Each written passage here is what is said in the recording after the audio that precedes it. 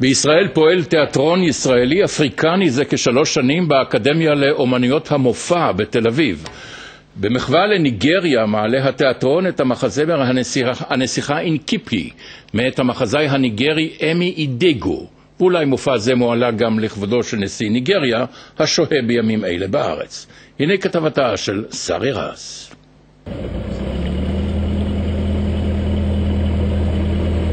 כאן על שתי גדותיו של נהר הניג'ר מסופר סיפור שאומרים כאמיתי הוא. מלחמה עמדה להיערך בין 2 שבטים בניגריה לפני כ700 שנים, בין שבט האיגלה והשבט הגדול יותר הביני. בני הביני החזקים אימו על אנשי השבט הקטן יותר שיערסו אותו כליל. אני גם בשבט האיגלה. בסדר, אנחנו ממשיכים, אתם מוכנים? את המצב המלחמתי הזה פרשו בתיאטרון האפריקאי הישראלי כתחרות כדורגל. אך בכדורגל לא מקריבים אנשים, ובסיפורה של איניקפי כן מקריבים. סיפור הקרבות בין שני השבטים נתנו השראה לריקודים שמבוצעים עד היום. איניקפי הייתה נסיכה יפת תואר. אביה, המלך עטה, היה ראש שבט איגלה. כשהשבט הגדול ביני המשיך לאיים על בני איגלה, הוזמן האורקל לתת עצות.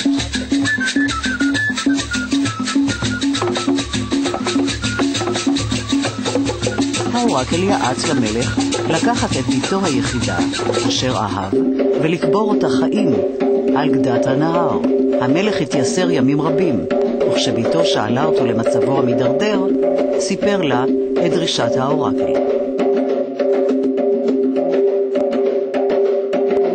זה נוגע בלב הקונפליקט של האדם המודרני, שכל הזמן נע על התפר הדק הזה שבין עולם מאוד מאוד מודרני, הייטקי, על כל המשתמע ממנו מאוד חילוני, לבין מסורות עתיקות. ובאפריקה הם מתמחים בזה בצורה יוצאת מן הכלל, והם כותבים בצורה מדהימה, עשירה, שממש נוגעת בנפש האדם. וכך גם בנסיכה איניקפי, זה נוגע בנפש האדם. על הבמה לתיאטרון אפריקאי ישראלי הועלו כבר כמה מחזות מאז הקמתו לפני 3 שנים, כמו המחזה האריה ואבן החן של חתן פרס נובל לספרות מ-1986, הסופר והמשורר הניגרי וולה שוינקה.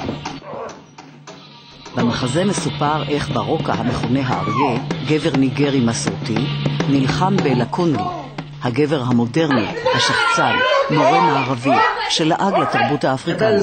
שניהם נלחמים על ליבה של סידי, יפיפייה מפונקת מהכפר. היא התכשיט.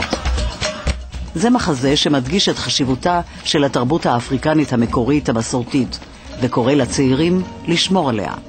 פרופסור שוינקה לוחם במחזותיו ושיריו לניקיונה של אפריקה משחיתויות. When the environment is filthy, and filthy either morally or physically or whatever, then I have the kind of temperament which makes it impossible for me to function in what I really want to do. And so part of the involvement in politics is really, if you like, a selfish cleaning my environment so I can do what I really want to do.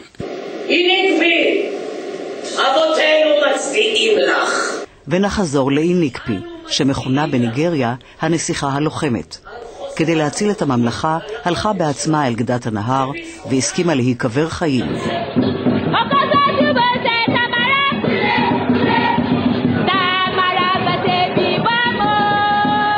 איניקפי. ילדות רבות בניגריה קרויות על שמה, וגם פסל של דמותה מוצב בעיר הבירה. ועכשיו, גם בישראל, מעלים הצגה לזכרה ולכבודה של הנסיכה היפה הלוחמת, שוויתרה על חייה למען הכלל.